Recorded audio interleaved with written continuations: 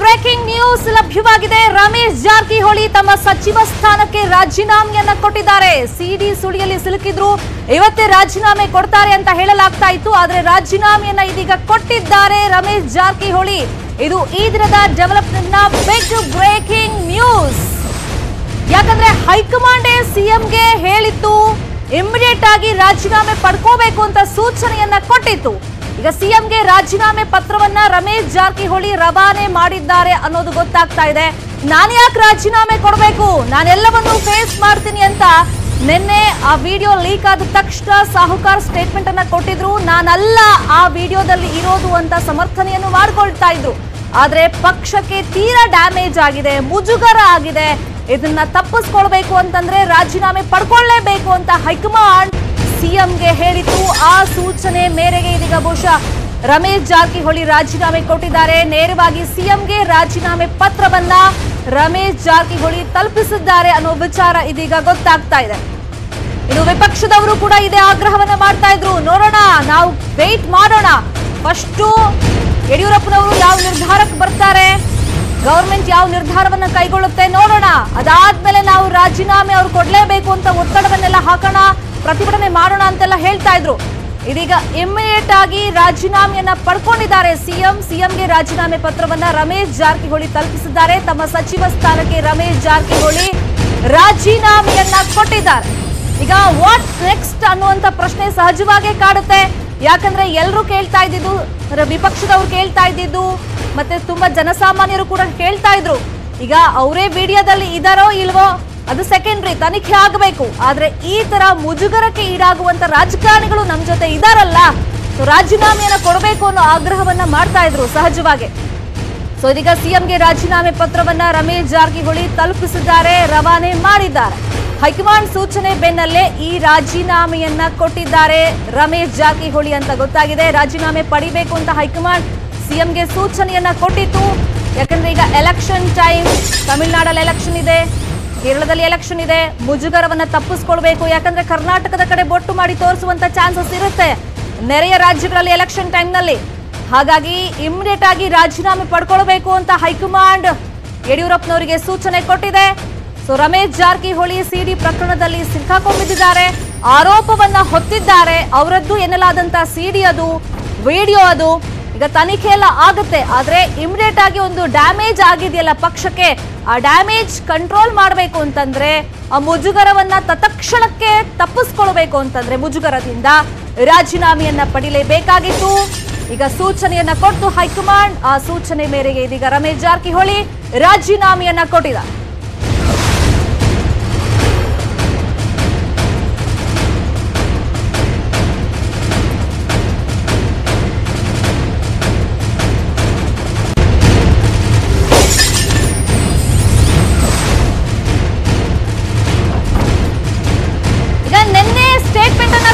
ರಮೇಶ್ ಜಾರಕಿಹೊಳಿ, ನಾನು ಯಾವುದೇ ಕಾರಣಕ್ಕೂ ರಾಜೀನಾಮೆ ಕೊಡಲ್ಲ, ನಾನು ಯಾಕೆ ಕೊಡಬೇಕು, ಎಲ್ಲ ಫೇಸ್ ಮಾಡ್ತೀನಿ ಅಂತ. ಇದೀಗ ಹೈಕಮಾಂಡ್ ಸೂಚನೆ ಮೇರೆಗೆ ರಾಜೀನಾಮೆಯನ್ನ ಕೊಟ್ಟಿದ್ದಾರೆ. ರಾಜೀನಾಮೆ ಪಡ್ಕೊಳ್ಳಿ ಅಂತ ಸಿಎಂಗೆ ಹೈಕಮಾಂಡ್ ಸೂಚನೆಯನ್ನ ಕೊಟ್ಟಿತ್ತು.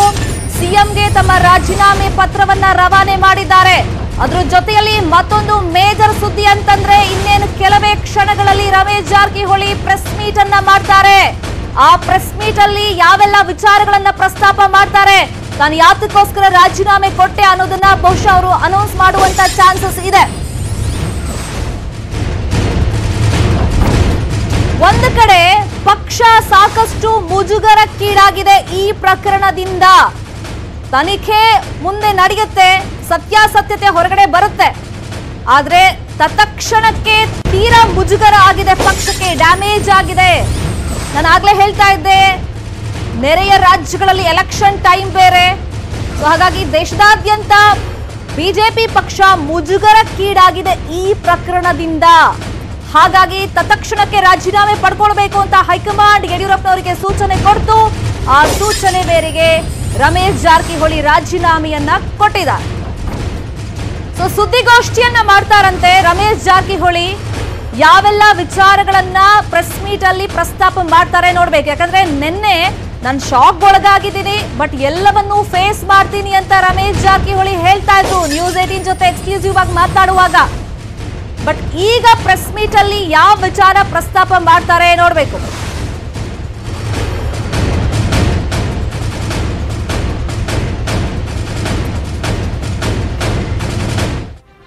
ಸೊ ಇನ್ನೇನು ಕೆಲವೇ ಕ್ಷಣಗಳಲ್ಲಿ ಸಾಹುಕಾರ್ ಪ್ರೆಸ್ ಮೀಟ್ ಅನ್ನ ಮಾಡ್ತಾರೆ. ರಾಜೀನಾಮೆ ವಿಚಾರದ ಬಗ್ಗೆ ಮಾತಾಡುವಂತ ಚಾನ್ಸಸ್ ಮ್ಯಾಕ್ಸಿಮಮ್ ಇದೆ. ಸುದ್ದಿಗೋಷ್ಠಿಗೆ ರಮೇಶ್ ಜಾರಕಿಹೊಳಿ ಸಿದ್ಧತೆಗಳನ್ನ ಮಾಡಿಕೊಳ್ತಾ ಇದ್ದಾರೆ. ಈಗ ಸಿಡಿ ಕೇಸ್ಗೆ ತಲೆದಂಡ ಆಗಿದೆ ಹೌದು, ಬಟ್ ನಿನ್ನೆ ರಾಜೀನಾಮೆ ಕೊಡಲ್ಲ ಅಂತ ಹೇಳ್ತಿದ್ದವರು ಇವತ್ತು ರಾಜೀನಾಮೆ ಕೊಟ್ಟಿದ್ದಾರೆ. ಹೈಕಮಾಂಡ್ ಸೂಚನೆಯನ್ನ ಕೊಟ್ಟಿದೆ. ಸೊ ಇಲ್ಲಿ ಯಾವ ತರ ಮಾತುಕತೆಗಳು ಆಗಿರಬಹುದು, ಜೊತೆಗೆ ಪಕ್ಷ ಈಗ ಒಂದು ಡ್ಯಾಮೇಜ್ ಕಂಟ್ರೋಲ್ ಮಾಡೋ ನಿಟ್ಟಿನಲ್ಲಿ ರಾಜೀನಾಮೆಯನ್ನ ಪಡ್ಕೊಂಡಿದೆ. ಸಾಹುಕಾರ್ ಮುಂದಿನ ನಡೆ ಏನು? ಸೊ ನಿನ್ನೆ ಸಂಜೆಯಿಂದ ಈ ಕ್ಷಣದವರೆಗೆ ಬಹುದೊಡ್ಡ ಬೆಳವಣಿಗೆ ಬಿಜೆಪಿ ಪಕ್ಷದಲ್ಲಿ ಆಗಿದೆ. ಎಷ್ಟು ದಿನ ಕಂಟ್ರೋಲ್ ಮಾಡ್ತಾ ಇದ್ರು ರಮೇಶ್ ಜಾರಕಿಹೊಳಿ, ಎಲ್ಲವನ್ನೂ ಪ್ರಬಲ ನಾಯಕನಾಗಿ ಹೊರಹೊಮ್ಮಿದ್ರು. ಸೊ ಈಗ ವಾಟ್ ನೆಕ್ಸ್ಟ್ ಅನ್ನುವಂತ ಪ್ರಶ್ನೆ ಎದ್ದಿದೆ.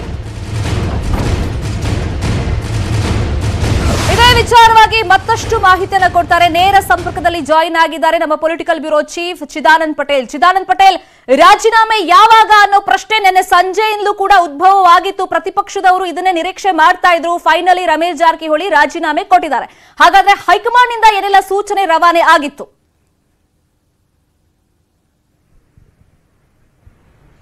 ಶರ್ಮಿತಾ ಶೆಟ್ಟಿ ಕೊನೆಗೂ ಕೂಡ ತಾನು ಮಾಡಿದ ಸ್ವಯಂಕೃತ ಅಪರಾಧದಿಂದ ರಾಸಲೀಲಿ ಸಿಡಿ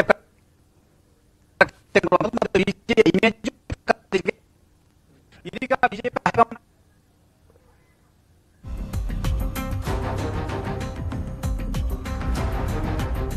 please be online. Chidanand Patel, ಸರಿಯಾಗಿ ನಿಮ್ಮ ವಾಯ್ಸ್ ರೀಚ್ ಆಗ್ತಿಲ್ಲ, ಮತ್ತೆ ನಿಮ್ಮನ್ನ ಸಂಪರ್ಕ ಮಾಡ್ತೀವಿ. ಕಡೆಗೂ ತಲೆದಂಡ ಆಗಿದೆ ಸಿಡಿ ಪ್ರಕರಣದಲ್ಲಿ. ಸಿಎಂಗೆ ತಮ್ಮ ರಾಜೀನಾಮೆ ಪತ್ರವನ್ನ ರಮೇಶ್ ಜಾರಕಿಹೊಳಿ ತಲುಪಿಸಿದ್ದಾರೆ. ತಮ್ಮ ಸಚಿವ ಸ್ಥಾನಕ್ಕೆ ರಮೇಶ್ ಜಾರಕಿಹೊಳಿ ರಾಜೀನಾಮೆಯನ್ನ ಕೊಟ್ಟಿದ್ದಾರೆ. ರಾಜಕೀಯವಾಗಿ ಕೂಡ ಈಗ ಸಾಕಷ್ಟು ಆಂಗಲ್ಗಳಲ್ಲಿ ಚರ್ಚೆ ಆಗ್ತಾ ಇದೆ. ನಿನ್ನೆ ಸಂಜೆಯಿಂದ ಅಫ್ಕೋರ್ಸ್ ಆಗ್ತಾ ಇದೆ. ಈಗ ರಾಜೀನಾಮೆಯನ್ನ ಅಧಿಕೃತವಾಗಿ ಅವರು ಕೊಟ್ಟಿರೋದ್ರಿಂದ ಸೊ ವಾಟ್ ನೆಕ್ಸ್ಟ್ ಅನ್ನೋ ಪ್ರಶ್ನೆ ಉದ್ಭವವಾಗಿದೆ. ಇದೇ ವಿಚಾರವಾಗಿ ನಮ್ಮ political bureau chief Chidanand Patel information ಕೊಡ್ತಾ ಇದ್ರು. Please go head Patel.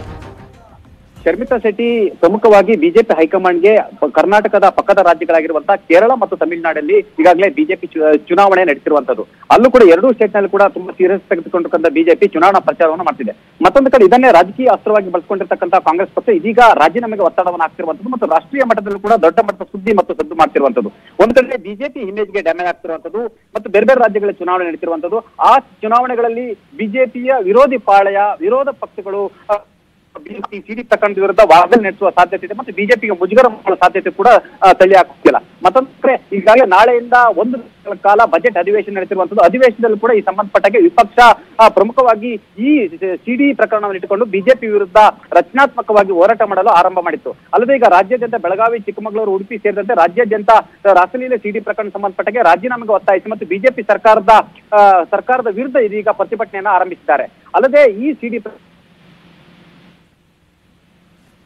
ಮುಖ್ಯಮಂತ್ರಿ ಕೂಡ ಆಗಿರುವಂತದ್ದು.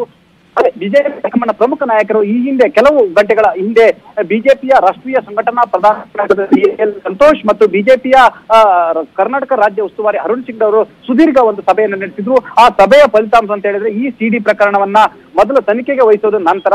ಆದ್ರೆ ಈ ರಾಸಲೀಲೆ ಪ್ರಕರಣ ರಾಷ್ಟ್ರೀಯ ಮಟ್ಟದ ಮಾಧ್ಯಮಗಳಲ್ಲಿ ಸುದ್ದಿಯಾಗಿದೆ ಮತ್ತು ಸಾಮಾಜಿಕ ಜಾಲತಾಣದಲ್ಲಿ ಕೂಡ ದೊಡ್ಡ ಮಟ್ಟದಂತ ವೈರಲ್ ಆಗಿರುವಂತದ್ದು. ಮತ್ತು ಇದು ಚುನಾವಣೆ ನಡೆಸಿರೋದ್ರಿಂದ ಬಿಜೆಪಿಗೆ ಬಹಳಷ್ಟು ಇಮೇಜ್ಗೆ ಡ್ಯಾಮೇಜ್ ಆಗ್ತಿದೆ. ಅಲ್ಲದೆ ರಾಜ್ಯ ಸರ್ಕಾರ ಕೂಡ ದೊಡ್ಡ ಹೊಡೆತ. ಅಲ್ಲದೆ ಬಿಜೆಪಿಯ ಒಂದು ಇಮೇಜ್ಗೆ ಧಕ್ಕೆ ಅನ್ನೋದಕ್ಕಿಂತಲೂ ಬಿಜೆಪಿಯ ನಾಯಕರುಗಳು ಕೂಡ ಮುಖ ತೋರಿಸಿದಂತ ಸ್ಥಿತಿ ನಿರ್ಮಾಣ ಆಗಿದೆ. ಸದ್ಯಕ್ಕೆ ಅವರ ರಾಜೀನಾಮೆಯನ್ನು ಪಡಿಬೇಕು ಅಂತ ಹೇಳಿ ಮುಖ್ಯಮಂತ್ರಿ ಬಿ ಎಸ್ ಯಡಿಯೂರಪ್ಪನವರಿಗೆ ಸೂಚನೆಯನ್ನು ಕೊಟ್ಟಿದ್ದಾರೆ.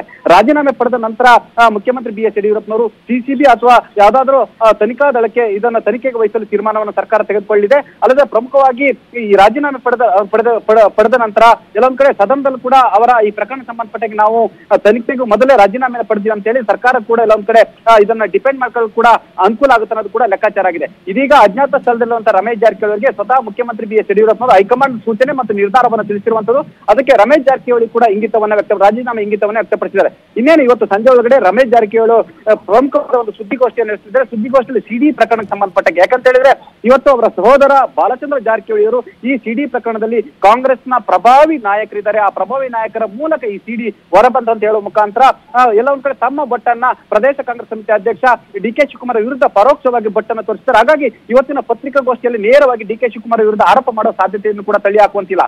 ಮತ್ತೊಂದು ಕಡೆ ಎಲ್ಲೊಂದ್ ಕಡೆ ರಮೇಶ್ ಜಾರಕಿಹೊಳಿ ಸಚಿವ ಸ್ಥಾನ ತಲೆದಂಡ ಆದ್ರೆ ಬೆಳಗಾವಿಯಲ್ಲಿ ಲೋಕಸಭಾ ಉಪಚುನಾವಣೆ ಇರೋದ್ರಿಂದ ಹಾಗಾಗಿ ಉಪಚುನಾವಣೆಯಲ್ಲಿ ಯಾವುದೇ ಕೂಡ ಡ್ಯಾಮೇಜ್ ಆಗಬಾರದು ಎಂಬ ಕಾರಣಕ್ಕಾಗಿ ಅವರದೇ ಕುಟುಂಬದ ಮತ್ತು ಬಿಜೆಪಿಯ ಇನ್ನೋರ್ವ ಶಾಸಕ ಆಗಿರ್ತಕ್ಕಂಥ ಬಾಲಚಂದ್ರ ಜಾರಕಿಹೊಳಿ ಅವರಿಗೆ ಸಚಿವ ಸ್ಥಾನ ನೀಡುವ ಬಗ್ಗೆ ಕೂಡ ಚರ್ಚೆ ನಡೆದಿದೆ. ಅಂದ್ರೆ ರಮೇಶ್ ಜಾರಕಿಹೊಳಿ ಅವರು ತಲೆದಂಡ ಆದ ಬೆನ್ನಲ್ಲೇ ರಮೇಶ್ ಜಾರಕಿಹೊಳಿ ಸಹೋದರ ಬಾಲಚಂದ್ರ ಜಾರಕಿಹೊಳಿ ಕೂಡ ಸಚಿವ ಸ್ಥಾನ ಕೊಡುವ ಮುಖಾಂತರ ಬೆಳಗಾವಿ ಲೋಕಸಭಾ ಉಪಚುನಾವಣೆಯಲ್ಲಿ ಏನು ಜಾರಕಿಹೊಳಿ ಬ್ರದರ್ಸ್ ಯಾವುದೇ ಕಾರಣಕ್ಕೂ ಕೂಡ ಬಿಜೆಪಿ ವಿರುದ್ಧ ಕೆಲಸ ಮಾಡಬಾರ್ದು, ಬಿಜೆಪಿಗೆ ಮುಜುಗರ ಆಗುವಂತ ಕೆಲಸ ಮಾಡಬಾರ್ದು ಮತ್ತು ಬಿಜೆಪಿ ಅಭ್ಯರ್ಥಿ ಪಟೇಲ್ ಇವಾಗ ಇಮಿಡಿಯೇಟ್ ಆಗಿ ಪಕ್ಷಕ್ಕಾಗಿರುವಂತ ಒಂದು ಡ್ಯಾಮೇಜ್ ಕಂಟ್ರೋಲ್ ಮಾಡಬೇಕು ಅಂದ್ರೆ ರಾಜೀನಾಮೆ ಒಂದೇ ಮಾರ್ಗ ಅಂತ ಅನ್ನಿಸ್ತಿತ್ತು. ಸೊ ಅದನ್ನ ಪಡ್ಕೊಂಡಿದ್ದಾಗಿದೆ, ಹೈಕಮಾಂಡ್ ಈ ಬಗ್ಗೆ ಸೂಚನೆ ರವಾನೆ ಮಾಡಿದ್ದಾಗಿದೆ. ಬಹಳಷ್ಟು ಕುತೂಹಲ ಜನರಿಗಿರೋದು ಇವಾಗ, ಈಗ ಕಾಂಗ್ರೆಸ್ ಪಕ್ಷದಲ್ಲಿದ್ದಾಗ್ಲೂ ಪ್ರಬಲ ನಾಯಕನಾಗಿ ಹೊರಹೊಮ್ಮಿದ್ರು, ಮೈತ್ರಿ ಸರ್ಕಾರದಲ್ಲೂ ಸೊ ಇವರ ಸ್ಟ್ರೆಂತ್ ಏನು ಅಂತ ತೋರಿಸಿದ್ರು, ಮತ್ತೆ ಬಿಜೆಪಿಗೆ ಬಂದ ಮೇಲೂ ಕೂಡ ವಲಸಿಗರ ನಾಯಕನಾಗಿ ಯಾವ ತರ ಬಿಂಬಿತರಾಗಿದ್ರು, ಅವ್ರು ಹೇಳಿದ್ದನ್ನ ಪಡ್ಕೊಳ್ತಾ ಇದ್ರು, ಹೈಕಮಾಂಡ್ ನಾಯಕರ ಜೊತೆನೂ ಒಡನಾಟ ಚೆನ್ನಾಗೇ ಇಟ್ಕೊಂಡಿದ್ರು, ಎಸ್ ಅಂತ ಹೇಳಿಸ್ಕೊಂಡೇ ಬರ್ತಾ ಇದ್ರು, ಯಾವುದಕ್ಕೂ ಕೂಡ ನೋ ಅಂತ ಹೇಳಿದ್ದೇ ಇಲ್ಲ ಹೈಕಮಾಂಡ್. ರಮೇಶ್ ಜಾರಕಿಹೊಳಿ ವಿಚಾರದಲ್ಲಿ ನಾವು ನೋಡೋದಾದ್ರೆ ಈಗ ವಲಸಿಗ ನಾಯಕರು ಇವ್ರ ಜೊತೆ ಬಂದವರು ಈ ಪ್ರಕರಣದ ಬಗ್ಗೆ ಏನಾದ್ರೂ ರಿಯಾಕ್ಷನ್ ಕೊಡ್ತಾ ಇದ್ದಾರಾ? ಈಗ ಅವ್ರ ಲೀಡರ್ ಯಾರಾಗ್ತಾರೆ ಅದ್ರ ಬಗ್ಗೆ ಯಾವ ತರ ಚರ್ಚೆಗಳಾಗ್ತಿದೆ ಪಟೇಲ್? ಪ್ರಮುಖವಾಗಿ ರಮೇಶ್ ಸರ್ಕಾರ ರಚನೆಗೆ ಪ್ರಮುಖ ಪಾತ್ರ ವಹಿಸಿದ್ದು ಆಪರೇಷನ್ ಬೆಳಗಾವಿಯ ಬೇಲ್ ಬ್ಯಾಗ್ ಇಶ್ಯೂಗೆ ಪ್ರಾರಂಭವಾಗಿರುವಂತದ್ದು ಜಗಳ ಹರಕೇರಿ ಸರ್ಕಾರ ರಚನೆ ಮಾಡುವಂತ ಸ್ಥಿತಿಗೆ ನಿರ್ಮಾಣ ಆಯಿತು. ಅಲ್ಲದೆ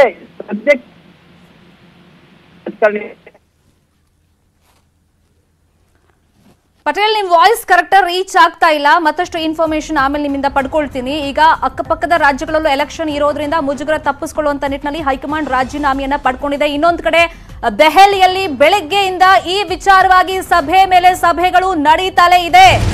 ಅರುಣ್ ಸಿಂಗ್ ಜೊತೆ ಸಂತೋಷ್ ಸಮಾಲೋಚನೆಯನ್ನ ಮಾಡಿದ್ರು, ಅದಾದ ಮೇಲೆ ರಾಜೀನಾಮೆ ಪಡಿಲೇಬೇಕು ಅಂತ ಸಿಎಂಗೆ ಹೈಕಮಾಂಡ್ ನಾಯಕರು ಸೂಚನೆಯನ್ನ ಕೊಟ್ರು. ಇದಾದ ಬಳಿಕ ರಾಜೀನಾಮೆಯನ್ನ ಸಲ್ಲಿಕೆ ಮಾಡಿದ್ದಾರೆ ಸಾಹುಕಾರ್. ಇನ್ನೇನು ಕೆಲವೇ ಹೊತ್ತಲ್ಲಿ ಅಂದ್ರೆ ಸಂಜೆ ಒಳಗೆ ಅವರು ಸುದ್ದಿಗೋಷ್ಠಿಯನ್ನ ಕರೀತಾರೆ ಅನ್ನೋದು ಗೊತ್ತಾಗ್ತಾ ಇದೆ. ಸಾಹುಕಾರ್ ನಡೆ ಏನಿದೆ ಅದು ಭಾರೀ ಕುತೂಹಲ ಕೆರಳಿಸಿದೆ. ಯಾಕಂದ್ರೆ ಇಷ್ಟು ದಿನ ಪ್ರಬಲ ನಾಯಕರಾಗಿದ್ರು, ತಾವೇನ್ ಅಂದ್ಕೊಳ್ತಾ ಇದ್ರು ಅದನ್ನ ಸಾಧಿಸುವಂತ ನಿಟ್ಟಲ್ಲಿ ಪ್ರಯತ್ನಗಳನ್ನ ಯಾವ ತರ ಮಾಡ್ತಾ ಇದ್ರು, ಅದರಲ್ಲಿ ಯಾವ ತರ ಯಶಸ್ವಿ ಆಗ್ತಾ ಇದ್ರು ಅದನ್ನೆಲ್ಲ ನಾವು ಗಮನಿಸಿದ್ದೀವಿ. ಆದ್ರೆ ಈಗ ಒಂದು ದೊಡ್ಡ ಸುಳಿಯಲ್ಲಿ ಸಾಹುಕಾರ್ ಸಿಕ್ಕಾಕೊಂಡ್ಬಿದ್ದಾರೆ. ಹಾಗಾಗಿ ಇದರಿಂದ ಯಾವ ತರ ಮೇಲೆದ್ದು ಬರ್ತಾರೆ ಅನ್ನೋದನ್ನ ನೋಡ್ಬೇಕಾಗತ್ತೆ.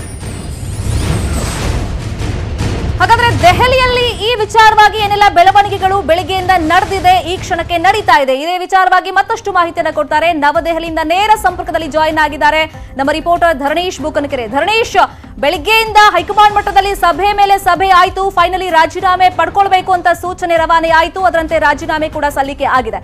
ಹಾಗಾದ್ರೆ ಏನೆಲ್ಲ ವಿಚಾರಗಳು ಇಲ್ಲಿ ಚರ್ಚೆಗೆ ಬಂದಿದೆ?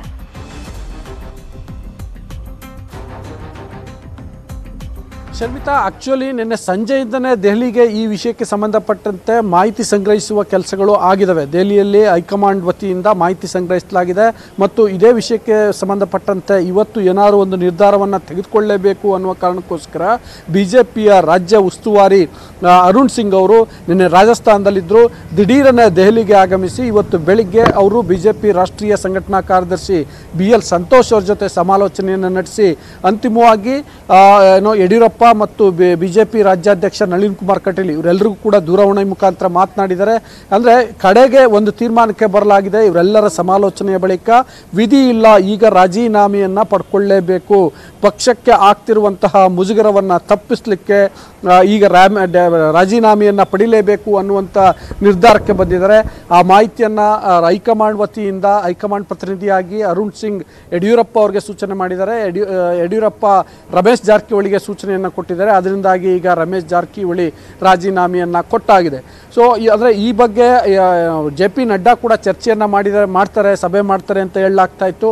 ಆದರೆ ಪರಿಸ್ಥಿತಿ ಕೈ ಮೀರ್ತಿದೆ. ಹೆಚ್ಚು ತಡ ಮಾಡಿದಷ್ಟು ಪಕ್ಷಕ್ಕೆ ಡ್ಯಾಮೇಜ್ ಆಗುತ್ತೆ. ಜೊತೆಗೆ ಈಗ ರಾಜ್ಯದಲ್ಲಿ ಉಪಚುನಾವಣೆಗಳಿದ್ದಾವೆ.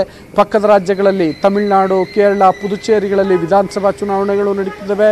ಈ ಸಂದರ್ಭದಲ್ಲಿ ಈ ಇಶ್ಯೂನ ಎಷ್ಟು ನಾವು ಲಂಬಿಸ್ತೀವೋ ಅಷ್ಟು ಪಕ್ಷಕ್ಕೆ ಡ್ಯಾಮೇಜ್ ಆಗುತ್ತೆ ಅನ್ನುವ ಹಿನ್ನೆಲೆಯಲ್ಲಿ ತ್ವರಿತವಾಗಿ ಆಕ್ಷನ್ ತೆಗೆದುಕೊಳ್ಳಿಕ್ಕೆ ಸೂಚನೆಯನ್ನು ನೀಡಿದೆ BJP ಹೈಕಮಾಂಡ್. ಅದರ ಪರಿಣಾಮವಾಗಿ ಈಗ ರಮೇಶ್ ಜಾರಕಿಹೊಳಿ ರಾಜೀನಾಮೆಯನ್ನು ನೀಡಿದ್ದಾರೆ.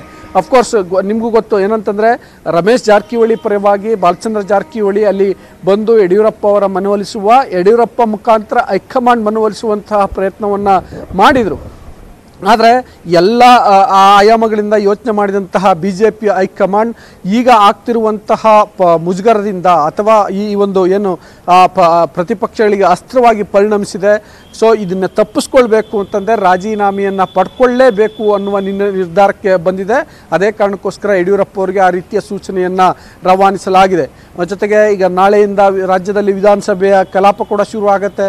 ಡೆಫಿನೆಟ್ಲಿ ಪ್ರತಿಪಕ್ಷಗಳು ಈ ವಿಷಯವನ್ನು ಮತ್ತಷ್ಟು ದೊಡ್ಡದು ಮಾಡ್ತವೆ. ಸೊ ಆ್ಯಕ್ಚುಲಿ ನಾಳೆ ನಾಳಿದ್ದು ಏನೋ ಒನ್ ನೇಷನ್ ಒನ್ ಎಲೆಕ್ಷನ್ ಬಗ್ಗೆ ಚರ್ಚೆಯನ್ನು ಮಾಡಬೇಕಿತ್ತು. ಅದು ಇಡೀ ದೇಶಾದ್ಯಂತ ಈ ರೀತಿ ಎಲ್ಲ ವಿಧಾನಸಭೆಗಳಲ್ಲಿ ಚರ್ಚೆ ಮಾಡಬೇಕು ಅಂತೇಳಿ ಲೋಕಸಭಾ ಸ್ಪೀಕರ್ ಕರೆದು ಸೂಚಿಸಿರುವಂಥ ಸಂಗತಿ. ಅಂತಹ ವಿಷಯಕ್ಕೆ ಅಡ್ಡಿಪಡಿಸಿ ಈ ರಾಸಲೀಲೆ ಪ್ರಕರಣವನ್ನು ಅಥವಾ ಸಚಿವರ CD ವಿಷಯವನ್ನು ಪ್ರಸ್ತಾಪಿಸಿದ್ರೆ ಇಡೀ ರಾಷ್ಟ್ರಾದ್ಯಂತ ದೊಡ್ಡ ಮಟ್ಟದಲ್ಲಿ ಸುದ್ದಿ ಆಗುತ್ತೆ. ಅಫ್ಕೋರ್ಸ್ ಈಗಾಗಲೇ ಒಂದು ಹಂತದಲ್ಲಿ ರಾಷ್ಟ್ರ ಮಟ್ಟದಲ್ಲಿ ಸುದ್ದಿ ಆಗ್ತಾ ಇದೆ. ಇನ್ನೂ ಕೂಡ ಅದು ಹೆಚ್ಚು ಸುದ್ದಿ ಆಗುತ್ತೆ, ಚರ್ಚೆ ಆಗುತ್ತೆ. BJPಯ ಇಮೇಜ್ಗೆ ಡ್ಯಾಮೇಜ್ ಆಗುತ್ತೆ. ಅದು ಕೇವಲ ರಾಜ್ಯ BJPಗೆ ಅಷ್ಟೇ ಅಲ್ಲ, ರಾಷ್ಟ್ರೀಯ BJPಗೂ ಕೂಡ ಮುಜುಗರ ಆಗುತ್ತೆ ಎನ್ನುವ ಹಿನ್ನೆಲೆಯಲ್ಲಿ ಅಂತಿಮವಾಗಿ ರಮೇಶ್ ಜಾರಕಿಹೊಳಿ ಅವರಿಂದ ರಾಜೀನಾಮೆ ಪಡೆಯುವಂತಹ ನಿರ್ಧಾರಕ್ಕೆ BJP ಹೈಕಮಾಂಡ್ ಬಂದಿದೆ. ಯಡಿಯೂರಪ್ಪ ಅವರಿಗೆ ಸೂಚನೆ ನೀಡಿದೆ. ಅಫ್ಕೋರ್ಸ್ ಈಗ ರಾಜೀನಾಮೆಯನ್ನು ಕೊಟ್ಟಾಗಿದೆ. ಮತ್ತೀಗ ಈಗ ಬರ್ತಿರುವಂಥ ಮಾಹಿತಿ ಅಂತಂದರೆ ಅವರ ಕುಟುಂಬದವ್ರಿಗೆ ಮತ್ತೊಬ್ಬರಿಗೆ ಅಕಾಮಿಡೇಟ್ ಮಾಡ್ತಾರೆ ಅಂತ. ಅಂದರೆ ಅದು ನೆಕ್ಸ್ಟು ಬೆಳಗಾವಿಯ ಉಪಚುನಾವಣೆ ಮತ್ತು ಆ ಸಮುದಾಯವನ್ನಕ್ಕೆ ಕೊಡಬೇಕು ಅನ್ನುವ ಕಾರಣಕ್ಕೆ, ಜೊತೆಗೆ ರಮೇಶ್ ಜಾರಕಿಹೊಳಿ ಏನೋ BJP ಸರ್ಕಾರ ಬರಲಿಕ್ಕೆ ಕಾರಣರಾಗಿದ್ದು, ಪ್ರಮುಖವಾದಂಥ ರೂವಾರಿ ಆಗಿದ್ರು. ಸೊ ಅದನ್ನು ಕೂಡ ಕಾಂಪನ್ಸೇಟ್ ಮಾಡಲಿಕ್ಕೆ ಅವ್ರ ಕುಟುಂಬ ವರ್ಗದವ್ರು ಕೊಡೋಣ, ಬಟ್ ಅವರಿಂದ ರಾಜೀನಾಮೆಯನ್ನು ಪಡ್ಕೊಳ್ಳಿ ಎನ್ನುವಂತಹ ಖಡಕ್ ಸಂದೇಶವನ್ನು BJP ಹೈಕಮಾಂಡ್ ರವಾನಿಸಿತ್ತು. ಅದರಿಂದಾಗಿ ಈಗ ರಾಜೀನಾಮೆ ಹೊರಬಿದ್ದಿದೆ. ಶರ್ಮಿತಾ, ಥ್ಯಾಂಕ್ ಯು ಧರಣೀಶ್ ತಮ್ಮ ಇನ್ಫಾರ್ಮೇಶನ್ಗೆ. ರಮೇಶ್ ಜಾರಕಿಹೊಳಿ ರಾಜೀನಾಮೆಯನ್ನ ಕೊಟ್ಟಿದ್ದಾಯ್ತು. ಆ ಸ್ಥಾನಕ್ಕೆ ಯಾರು ಬರ್ತಾರೆ? ಈಗ ಬಾಲಚಂದ್ರ ಜಾರಕಿಹೊಳಿಗೆ ಒಲಿಯುತ್ತಾ ಲಕ್ ಅನ್ನೋ ಚರ್ಚೆ ನಡೀತಾ ಇದೆ. ರಮೇಶ್ ಸ್ಥಾನ ಬಾಲಚಂದ್ರಗೆ ಕೊಡೋದಕ್ಕೆ ಚಿಂತನೆಗಳು ನಡೀತಿದೆಯಂತೆ BJPಯಲ್ಲಿ. ಈ ಮೂಲಕ ಜಾರಕಿಹೊಳಿ ಕುಟುಂಬದಲ್ಲೇ ಮಂತ್ರಿಗಿರಿಯನ್ನ ನೀಡೋದಕ್ಕೆ BJP ಪ್ಲಾನಿಂಗ್ ಮಾಡ್ಕೊಂಡಿದೆ. ಹೈಕಮಾಂಡ್ ಸೂಚನೆಯಂತೆ ರಮೇಶ್ ರಾಜೀನಾಮೆಯನ್ನ ಕೊಟ್ಟಿದ್ದಾಗಿದೆ. ವರಿಷ್ಠರ ಒಪ್ಪಿಗೆ ಬಳಿಕ ಬಾಲಚಂದ್ರ ಜಾರಕಿಹೊಳಿಗೆ ಮಂತ್ರಿಗಿರಿಯನ್ನ ನೀಡಲಾಗುತ್ತೆ. ಈ ಮುಖಾಂತರ ಜಾರಕಿಹೊಳಿ ಕುಟುಂಬದಲ್ಲೇ ಮಂತ್ರಿಗಿರಿ ಇರುತ್ತೆ ಅನ್ನೋದು ಇವಾಗ ಚರ್ಚೆ ಆಗ್ತಿರುವಂತ ವಿಚಾರ. ಈಗ ವರಿಷ್ಠರ ಒಪ್ಪಿಗೆ ಸಿಗಬೇಕಾಗುತ್ತೆ. ಈಗ ತಾನೇ ರಾಜೀನಾಮೆಯನ್ನ ರಮೇಶ್ ಜಾರಕಿಹೊಳಿ ಕೊಟ್ಟಿರೋದ್ರಿಂದ ಆ ಸ್ಥಾನವನ್ನ ಈಗ ಅವರ ಸಹೋದರ ಬಾಲಚಂದ್ರ ಜಾರಕಿಹೊಳಿಗೆ ನೀಡೋ ನಿಟ್ಟಿನಲ್ಲಿ BJPಯಲ್ಲಿ ಚಿಂತನೆಗಳಾಗ್ತಾ ಇದೆ, ಚರ್ಚೆಗಳಾಗ್ತಾ ಇದೆ. ಆ ಮುಖಾಂತರ ಅವ್ರ ಫ್ಯಾಮಿಲಿಲೇ ಒಬ್ಬರನ್ನ ಮಿನಿಸ್ಟರ್ ಮಾಡೋಣ ಅಂತ. ಹಾಗಾಗಿ ಬಾಲಚಂದ್ರಗೆ ಈ ಲಕ್ ಒಲಿಯುತ್ತಾ ನೋಡಬೇಕು. ಸೊ ಇಷ್ಟಕ್ಕೂ ಈಗ ವರಿಷ್ಠರು ಒಪ್ಪಿಗೆಯನ್ನ ಕೊಡಬೇಕಾಗುತ್ತೆ. ಒಂದು ರೌಂಡ್ ಸಮಾಲೋಚನೆ ಎಲ್ಲ ಈ ಬಗ್ಗೆ ಆಗಬೇಕಾಗುತ್ತೆ. ಅದಾದ್ಮೇಲೆ ಹೈಕಮಾಂಡ್ನಿಂದ ಗ್ರೀನ್ ಸಿಗ್ನಲ್ ಸಿಗ್ತಾ ಇದ್ದಂತೆ ಬಾಲಚಂದ್ರ ಜಾರಕಿಹೊಳಿ ಮಿನಿಸ್ಟರ್ ಆಗ್ತಾರೆ. ಇನ್ನೊಂದ್ ಕಡೆ ರಮೇಶ್ ಜಾರಕಿಹೊಳಿಗೆ ಈಗ ಹೈಕಮಾಂಡ್ನಿಂದಲೂ ಒಂದು ಭರವಸೆ ಸಿಕ್ಕಿದೆ, ಮತ್ತೆ ಯಡಿಯೂರಪ್ಪನವರು ಕೂಡ ಒಂದು ಭರವಸೆಯನ್ನ ಕೊಟ್ಟಿದ್ದಾರೆ ಅಂತ ಹೇಳಲಾಗ್ತಿದೆ. ಆ ಭರವಸೆ ಏನು ಅಂದ್ರೆ, ನೀವು ಈ ಕೇಸನ್ನ ಗೆದ್ದು ಬನ್ನಿ, ಆಮೇಲೆ ಮತ್ತೆ ನಿಮ್ಗೆ ಸಚಿವ ಸ್ಥಾನ ನೀಡ್ತೀವಿ ಅನ್ನೋದು. ಬಹುಶಃ ಅದು ಈಗ ತನಿಖೆ ಆಗ್ಬೇಕಾಗತ್ತೆ. ಸತ್ಯಾಸತ್ಯತೆ ಹೊರಗಡೆ ಬರೋದು ಎಷ್ಟು ದಿನ ಆಗುತ್ತೋ ಗೊತ್ತಿಲ್ಲ. ಸೊ ಅಲ್ಲಿ ತನಕ ಆ ಸ್ಥಾನವನ್ನ ತುಂಬುತ್ತಾರೆ ಬಾಲಚಂದ್ರ ಜಾರಕಿಹೊಳಿ ಅಂತ ಹೇಳಲಾಗ್ತಿದೆ. ಯಾಕಂದ್ರೆ ಪಕ್ಷದ ಒಳಗೆ ಆ ಬಗ್ಗೆ ಚರ್ಚೆಗಳಾಗ್ತಾ ಇದೆ. ವರಿಷ್ಠರು ಗ್ರೀನ್ ಸಿಗ್ನಲ್ ಕೊಟ್ಟ ಮೇಲೆ ಬಾಲಚಂದ್ರ ಜಾರಕಿಹೊಳಿ ಮಂತ್ರಿ ಆಗ್ತಾರೆ.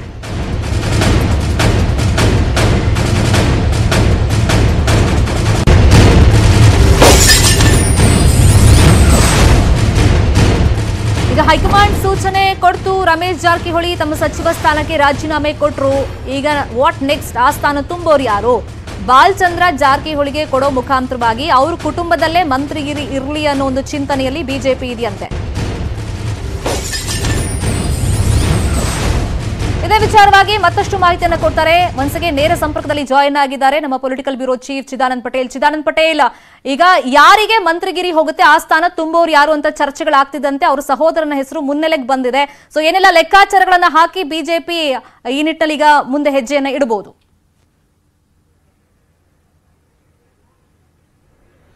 ಶರ್ಮಿತಾ ಶೆಟ್ಟಿ ಆಪರೇಷನ್ ಕಮಲದ ಮುಖಾಂತರ ಬಿಜೆಪಿ ಸರ್ಕಾರ ರಚನೆ ಮಾಡಿದಂತ ಪ್ರಮುಖ ರೂವಾರಿ ರಮೇಶ್ ಜಾರಕಿಹೊಳಿ. ಹಾಗಾಗಿ ಅಲ್ಲದೆ ಬೆಳಗಾವಿಯಲ್ಲಿ ಕೂಡ ಪ್ರಬಲ ರಾಜಕೀಯ ಶಕ್ತಿ ಕೂಡ ಈ ಜಾರಕಿಹೊಳಿ ಕುಟುಂಬದ್ದು.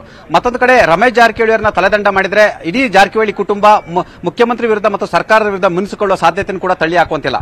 ಮತ್ತೊಂದು ಕಡೆ ಸದ್ಯದಲ್ಲೇ ಬೆಳಗಾವಿ ಲೋಕಸಭಾ ಉಪಚುನಾವಣೆ ಕೂಡ ಎದುರಾಗ್ತಿರುವಂತದ್ದು ಮತ್ತು ಉಳಿದಂತೆ ಮಸ್ಕಿ, ಸಿಂದಗಿ ಮತ್ತು ಬಸವ ಕಲ್ಯಾಣದಲ್ಲಿ ಕೂಡ ಚುನಾವಣೆ ಇರುವಂತದ್ದು. ಇಲ್ಲೂ ಕೂಡ ಎಲ್ಲೊಂದು ಕಡೆ ಇದರ ಎಫೆಕ್ಟ್ ಆಗುವ ಸಾಧ್ಯತೆ ತಳ್ಳಿ ಹಾಕುವಂತಿಲ್ಲ. ಹಾಗಾಗಿ ಮುಖ್ಯಮಂತ್ರಿ ಬಿಎಸ್ ಯಡಿಯೂರಪ್ಪನವರು ಮತ್ತು ಬಿಜೆಪಿ ಹೈಕಮಾಂಡ್ ರಮೇಶ್ ಜಾರಕಿಹೊಳಿಯವರ ರಾಜೀನಾಮೆಯ ಬಳಿಕ ಅವರದೇ ಕುಟುಂಬಕ್ಕೆ ಸೇರಿದಂತ ಮತ್ತು ಅರಬಾವಿಯ ಶಾಸಕರಾಗಿರ್ತಕ್ಕಂಥ ರಮೇಶ್ ಜಾರಕಿಹೊಳಿಯವರ ಸಹೋದರಾಗಿರುವಂತಹ ಬಾಲಚಂದ್ರ ಜಾರಕಿಹೊಳಿ ಅವರಿಗೆ ಸಚಿವ ಸ್ಥಾನ ಕೊಡುವುದು ಬಹುತೇಕ ನಿಕ್ಕಿಯಾಗಿದೆ ಅಂತ ಹೇಳಲಾಗ್ತಿದೆ. ಅಲ್ಲದೆ ರಮೇಶ್ ಜಾರಕಿಹೊಳಿಯವರನ್ನ ಮನವೊಲಿಸುವ ಸಂದರ್ಭದಲ್ಲೂ ಕೂಡ ಬಾಲಚಂದ್ರ ಜಾರಕಿಹೊಳಿ ಅವರ ಜೊತೆ ಮುಖ್ಯಮಂತ್ರಿ ಬಿಎಸ್ ಯಡಿಯೂರಪ್ಪನವರು ಅರ್ಧ ಗಂಟೆಗೆ ಹೆಚ್ಚು ಸಮಯ ಮಾತುಕತೆ ನಡೆಸಿದರು. ಮಾತುಕತೆ ಸಂದರ್ಭದಲ್ಲಿ ಸದ್ಯಕ್ಕೆ ರಾಸಲಹಳ್ಳಿ ಸಿಡಿ ಪ್ರಕರಣ ಬಿಜೆಪಿ ಪಕ್ಷ ಮಾತ್ರವಲ್ಲ ಸರ್ಕಾರದ ಇಮೇಜ್ ಕೂಡ ಡ್ಯಾಮೇಜ್ ಆಗಿದೆ, ವಿಪಕ್ಷಗಳಿಗೆ ಪ್ರಮುಖ ಅಸ್ತ್ರ ಆಗಿದೆ ಮತ್ತು ಬೇರೆ ಬೇರೆ ರಾಜ್ಯಗಳ ಚುನಾವಣೆ ಇದೆ. ಹಾಗಾಗಿ ಚುನಾವಣೆ ಕೂಡ ಬಿಜೆಪಿ ವಿರೋಧಿ ಪಾಳೆಯು ಕೂಡ ಈ ಒಂದು ರಾಸಲೀಲೆ ಪ್ರಕರಣವನ್ನ ಅಸ್ತ್ರವಾಗಿ ಬಳಸಿಕೊಳ್ತಿದ್ದಾರೆ ಮತ್ತು ಕೇಂದ್ರದ ನಾಯಕತ್ವದಲ್ಲೂ ಕೂಡ ಎಲ್ಲೊಂದು ಕಡೆ ಕರ್ನಾಟಕದ ಪ್ರಕರಣದ ಬಗ್ಗೆ ಮುಜುಗರಕ್ಕೆ ಒಳಗಾಗಿದ್ದಾರೆ. ಅಲ್ಲದೆ ಎಲ್ಲೊಂದು ಕಡೆ ಈ ಸಂಬಂಧಪಟ್ಟ ಕೂಡ ನಮಗೂ ಕೂಡ ಸೂಚನೆಯನ್ನು ಕೊಟ್ಟಿದ್ದಾರೆ. ಹಾಗಾಗಿ ನಾವು ನಿಮ್ಮ ಸಹೋದರನ ರಾಜೀನಾಮೆಯನ್ನು ಪಡೆದ್ರೆ ಆ ರಾಜೀನಾಮೆಗೆ ಪ್ರತಿಫಲವಾಗಿ ನಿಮ್ಮದೇ ಕುಟುಂಬಕ್ಕೆ ತಮಗೆ ಸಚಿವ ಸ್ಥಾನವನ್ನು ಕೊಡ್ತೀವಿ ಅಂತೇಳಿ ಮನವೊಲಿಕೆಯನ್ನು ಮಾಡಿದ್ದಾರೆ. ಈ ಸಂಬಂಧಪಟ್ಟ ಬಾಲಚಂದ್ರ ಜಾರಕಿಹೊಳಿ ಕೂಡ ರಮೇಶ್ ಜಾರಕಿಹೊಳಿ ಜೊತೆ ಸುದೀರ್ಘವಾಗಿ ಚರ್ಚೆ ನಡೆಸಿದ್ರು ಮತ್ತು ಮುಖ್ಯಮಂತ್ರಿ ಬಿಎಸ್ ಯಡಿಯೂರಪ್ಪ ಕೂಡ ರಮೇಶ್ ಜಾರಕಿಹೊಳಿ ಅವರನ್ನ ದೂರವಾಣಿಯಲ್ಲಿ ಸಂಪರ್ಕವನ್ನು ಮಾಡಿದ್ರು ಮತ್ತು ಬಿಜೆಪಿ ಹೈಕಮಾಂಡ್ ತಮ್ಮ ರಾಜೀನಾಮೆಗೆ ಸೂಚನೆ ಕೊಟ್ಟಿದೆ ಮತ್ತು ತಾವು ರಾಜೀನಾಮೆ ಕೊಟ್ಟ ನಂತರ ಇದನ್ನ ಉನ್ನತ ಮಟ್ಟದ ತನಿಖೆಗೆ ವಹಿಸ್ತೀವಿ. ತಾವು ಯಾರು ಕಾಂಗ್ರೆಸ್ನ ಪ್ರಮುಖ ನಾಯಕರೊಬ್ಬರು, ಕಾಂಗ್ರೆಸ್ನ ಪ್ರಭಾವಿ ರಾಜಕಾರಣಿಯೊಬ್ಬರು ಈ ಸಿಡಿಯನ್ನು ಬಿಡುಗಡೆ ಮಾಡಿದ್ರು, ರಷ್ಯಾದ ಒಂದು ವೆಬ್ಸೈಟ್ ಮುಖಾಂತರ ಬಿಡುಗಡೆಯನ್ನು ಮಾಡಿದ್ರು, ಎಲ್ಲದರ ಬಗ್ಗೆ ತನಿಖೆಯನ್ನು ಮಾಡ್ತೀವಿ. ತಾವು ಸದ್ಯಕ್ಕೆ ಇದೀಗ ಮುಜುಗರದಿಂದ ಪಾರಾಗಲು ನಾಳೆಯಿಂದ ವಿಧಾನಸಭೆ ಬಜೆಟ್ ಅಧಿವೇಶನ ಇರೋದ್ರಿಂದ ಹಾಗಾಗಿ ತಾವು ರಾಜೀನಾಮೆ ಕೊಡಬೇಕಂತ ಸೂಚನೆ ಕೊಟ್ಟರು. ಆ ರಾಜೀನಾಮೆ ಸ್ಥಾನಕ್ಕೆ ಇದೀಗ ಅವರ ಸಹೋದರ ಆಗಿರ್ತಕ್ಕಂಥ ಬಾಲಚಂದ್ರ ಜಾರಕಿಹೊಳಿ ಅವರಿಗೆ ಸಚಿವ ಸ್ಥಾನ ಸಿಗುವುದು ಬಹುತೇಕ ನಿಕ್ಕಿಯಾಗಿದೆ ಅಂತಲೇ ಹೇಳಲಾಗ್ತಿದೆ. Sharmita Shetty. Fine, thank you Chidanand Patel ತಮ್ಮ ಇನ್ಫಾರ್ಮೇಶನ್ಗೆ.